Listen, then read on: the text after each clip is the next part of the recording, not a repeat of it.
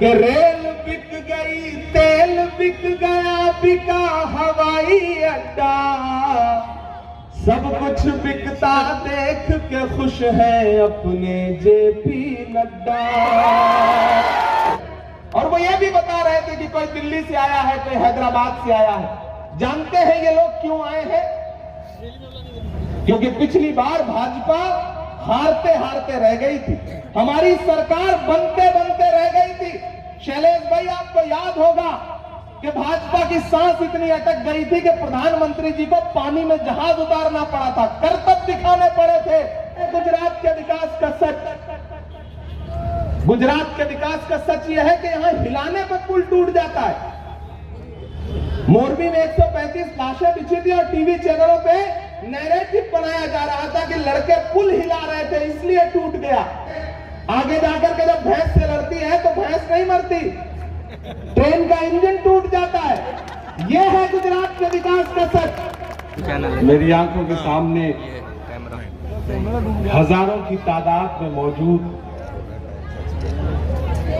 एक बहुत बड़े अल्लाह वाले की सरजमीन है। ये वो यहीं आराम कर रहे हैं और ये हमारी खुशनसीबी है कि आज इस दयाल में हाजिर होकर के आपसे थोड़ी देर गुफ्तगू का मौका मिल रहा है। यहाँ बैठे हुए ये हाथ हटा लो भाई। नवाब खान परिवार से जो हमारे बड़े हैं, नासिर खान साहब, महबूब खान साहब, शरीफ साहब, बाबा खान साहब,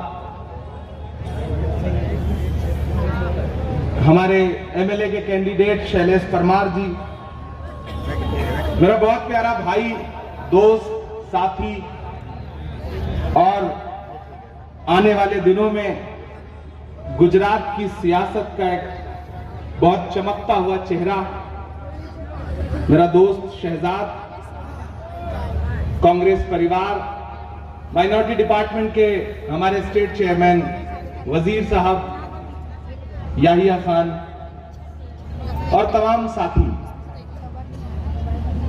दोस्तों, 5 साल पहले शायद पहली बार आया था मैं नवाब परिवार के बुलावे पर, और वो दिन तब था जब शहजाद की शादी थी, शादी के प्रोग्राम में आया था। और आज दूसरी बार हाजिर हुआ हूं तो पूरे 5 साल बाद। इसी थके हुए दस्ते तलब से मांगते हैं, इसी थके हुए दस्ते तलब से मांगते हैं, जो मांगते नहीं रब से वो सबसे मांगते हैं। वो भीख मांगता है हाकिमों के लहजे में, हम अपने बच्चों का हक भी अदब से मांगते हैं। गुजरात की सरजमीन पे खड़ा हूं और गुजरात इलेक्शन के मुहाने पर खड़ा है। आने वाले 1 हफ्ते बाद आपको ईवीएम की कतार में लगना है, पोलिंग बूथ पर जाना है और गुजरात के मुस्तकबिल का फैसला करना है। यहां बड़ी तादाद में मेरी माएं बहनें बैठी हैं, बुजुर्ग बैठे हैं, नौजवान साथी इस तरफ खड़े हैं। जिधर नजर जा रही है अवाम ही अवाम है। तो मैं भी चाहता हूं कि जो थोड़ा सा वक्त आपके साथ बात करने का है उसमें मैं भी अपना दिल निकाल के आपके सामने रखूं। मेरे भाई, मैं पिछले 2 हफ्ते से गुजरात के इलेक्शन में मुसलसल पूरा गुजरात घूम रहा हूं। गुजरात की आवाम में गुस्सा है, झील में पानी बरसता है यहां गुजरात में, झील में पानी बरसता है यहां गुजरात में, खेत पानी को तरसता है यहां गुजरात में, जिंदगी का हाल खस्ता है यहां गुजरात में, दूध महंगा खून सस्ता है यहां गुजरात में। मैं 1 दिन पहले मोरबी में था, मैं उस शहर की खामोशी को महसूस करके आया हूं। उस शहर में एक ऐसी खामोशी है कि 135 लाशें बिछी थी उस शहर में, वो तमाम आंसुओं से भीगा है वो शहर। मैं उस शहर से होके आया हूं, तब मैं ये बात कह रहा हूं कि दूध महंगा खून सस्ता है यहां गुजरात में। अहमदाबाद वालों वो दिन याद करो जब पुल टूटा और 135 से ज्यादा लाशें बिछ गई। पूरा मुल्क मोरबी के हादसे का मातम कर रहा था, लेकिन देश का हाकिम इसी गुजरात में होते हुए अगले दिन 3 बार कपड़े बदल रहा था और हरी झंडी दिखा रहा था। जब उसे जा करके उन परिवारों के साथ खड़ा होना चाहिए था, तो वो कपड़े बदल रहे थे।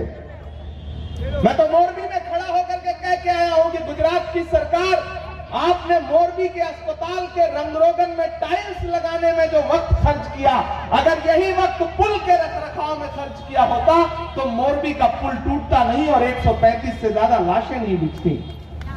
ये है गुजरात, ये है गुजरात के विकास का सच। 27 सालों में भारतीय जनता पार्टी की सरकार ने गुजरात को भ्रष्टाचार और कुशासन के अलावा, बदहाली के अलावा कुछ भी नहीं दिया है। मैं गुजरात के ग्रामीण अंचलों में जा रहा हूं, सड़कों की हालत ऐसी है कि सड़कों में गड्ढे हैं या गड्ढे में सड़क है, अंदाजा ही नहीं लग पाता। आप सफर कर रहे होते हैं गुजरात की सड़कों पे, तो सफर कर रहे हैं या आखिरी सफर कर रहे हैं पता ही नहीं चलता। यह है गुजरात के विकास का सच। शाहरुख खान के बेटे आर्यन के पास 5 ग्राम ड्रग्स की बात बता करके इस देश की मीडिया ने, एजेंसियों ने जो 1 महीने तमाशा किया था वो आपको याद होगा। लेकिन इसी गुजरात के मुद्रा पोर्ट पर हजारों हजार करोड़ रुपए की ड्रग्स पकड़ी गई, लेकिन न तो टीवी चैनलों पे कहीं कोई खबर थी, न एजेंसियों को कुछ खबर थी। यह है गुजरात के विकास का सच। गुजरात का विकास दहाड़े मार रहा है। मेरे भाई, मैं शैलेश जी को पहले से जानता भी हूं, पहचानता भी हूं, और इनके बारे में जब भी शहजाद से मुलाकात होती है तो कोई एक शख्स अगर चर्चा में या बातचीत में शामिल रहता है तो उसका नाम शैलेश परमार है। ये रहे या ना रहे, लेकिन शहजाद को इनसे एक अलग सी मोहब्बत है, भाइयों वाली। और जब मैं शहजाद और शैलेश को एक साथ देखता हूं ना, तो मैं सोचता हूं कि यही ख्वाब है जिसे पूरे हिंदुस्तान में फैलाने की जरूरत है। ऐसी ही जोड़ियां पूरे हिंदुस्तान में बने, इसी तरह से अकलियत के लोग और दलित भाई साथ आए तो शायद हिंदुस्तान का नक्शा बदल सकता है। और आज जिस तरह शहजाद इस चुनाव को लड़ रहा है, मुझे बिल्कुल यह महसूस नहीं होता कि वो शैलेश के लिए मुझसे 4 बार 5 बार फोन करके कि भाई 27 को रहना ही है, रहना ही है। मुझे ऐसा लग रहा था जैसे वो अपने लिए मुझे बुला रहा है। ये जो मोहब्बत है खुदा इसे कायम रखे। अहमदाबाद वालों, नौजवान साथियों, पहली बार आज सियासी गुफ्तगू सियासी मंच से करने के लिए आपके बीच में आया हूं। मेरी इससे पहले की जो जिंदगी है आप उसे जानते हैं। मैं सियासत में तो 3 साल पहले आया। उससे पहले खुदा ने जो मुझे हुनर दिया है, खुदा ने मेरे कलम को जो ताकत बख्शी है, मैंने हमेशा कोशिश की कि मैं अपने कलम का इस्तेमाल महबूबा के जुल्फ और आंचल पे शेर लिखने के लिए ना करूं, बल्कि मैं अपने कलम का इस्तेमाल कभी पहलू खान की मां के आंसुओं को अपनी नज्मों में पिरोने के लिए करूं, तो कभी नजीब की मां के आंसुओं को अपनी नज्मों में जगह दूं। मैंने मुसलसल ये किया। मेरा खुदा जानता है कि मेरी जो जिंदगी है उसमें एक भी लम्हा ऐसा नहीं गुजरा है जो आपकी फिक्र के बगैर गुजरा हो। लेकिन 3 साल पहले, 4 साल पहले जब मेरी राहुल गांधी जी से मुलाकात हुई और उनसे थोड़ी सी गुफ्तगू हुई, तो उन्होंने एक बात ये कही कि इमरान, तुम जिन मुद्दों पर नज़्में कहते हो, अगर उन मुद्दों का हल चाहते हो तो सियासत में आओ। मुझे राहुल गांधी की सच्चाई पे एतबार आया और मैं कांग्रेस पार्टी का हिस्सा बना। एक बात तो नौजवान साथियों आज आपको माननी पड़ेगी कि मुल्क में जो नफरत का माहौल है, भारतीय जनता पार्टी की सरकार ने जो नफरत का माहौल पूरे मुल्क में खड़ा किया है, उसके खिलाफ अगर इस देश में सीना ठोंक के कोई लड़ रहा है तो उस शख्स का नाम राहुल गांधी है। ज्वाला ऐलान ये कहता है कि मैं आरएसएस की नफरत की राजनीति के खिलाफ खड़ा हूं, और वो सिर्फ कहता नहीं है, सिर्फ नारे नहीं लगाता, सिर्फ जुमले नहीं बोलता।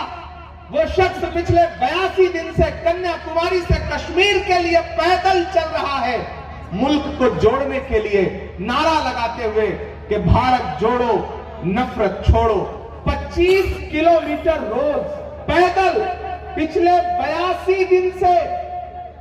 तसव्वुर करिए शाह आलम के लोगों, इस विधानसभा के नौजवान साथियों, तसव्वुर करिए 25 किलोमीटर रोज भारत को जोड़ने के लिए, मोहब्बत के लिए, भारतीय जनता पार्टी की नफरत की राजनीति के खिलाफ वो आदमी लाखों का हुजूम लेके चल रहा है। मैं कन्याकुमारी से उनके साथ था, बीच में यात्रा छोड़ करके गुजरात चुनाव में आया क्योंकि आपसे मुलाकात करनी थी। एक एक लम्हे में ऐसा ऐसा मंजर आता है, केरल में, बेल्लारी में, रायचूर में, हैदराबाद में 1-1 लाख की आवाम एक वक्त में राहुल गांधी के कदम से कदम मिला के चलती है। मुझसे मीडिया के साथी पूछते हैं कि इमरान साहब आप राहुल गांधी के साथ पैदल यात्रा कर रहे हैं, क्या महसूस करते हैं आप?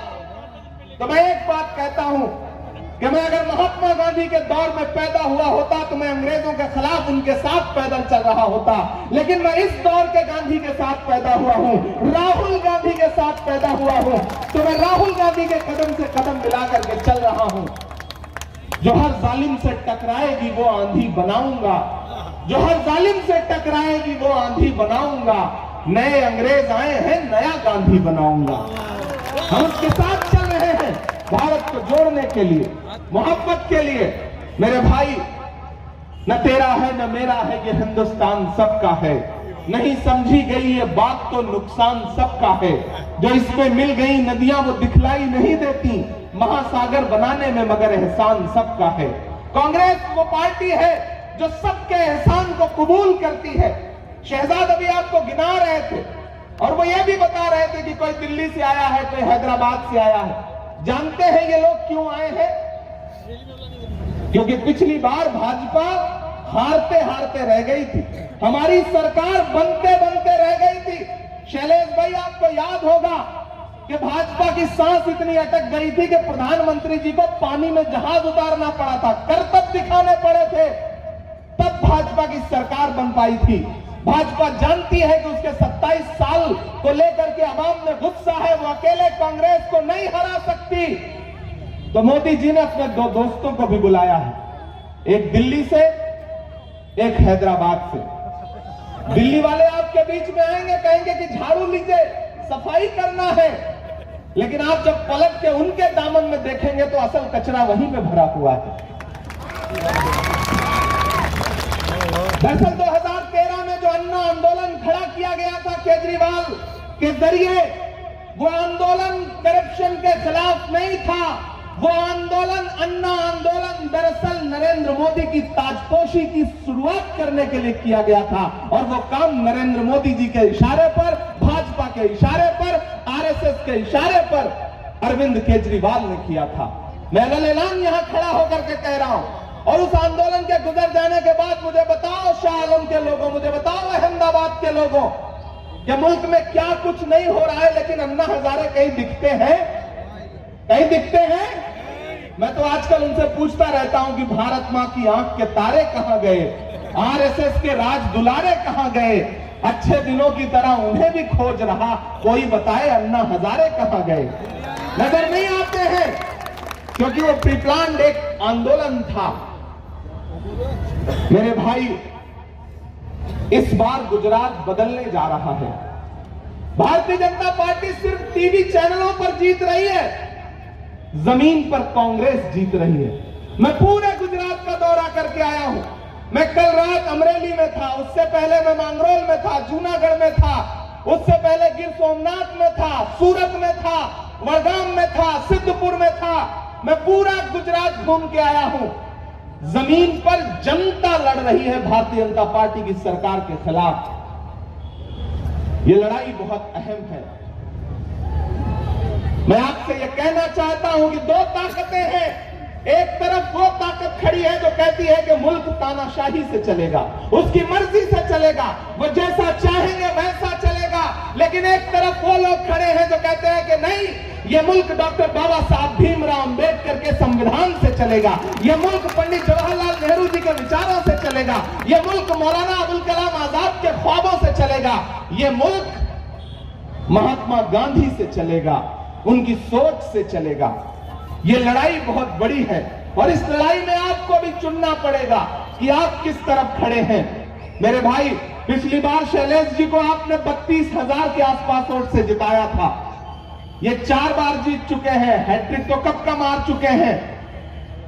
लेकिन इस बार तो अगर ये आंकड़ा बढ़ करके 50,000 नहीं हुआ तो फिर लगेगा कि अर्धशतक नहीं लग पाया है।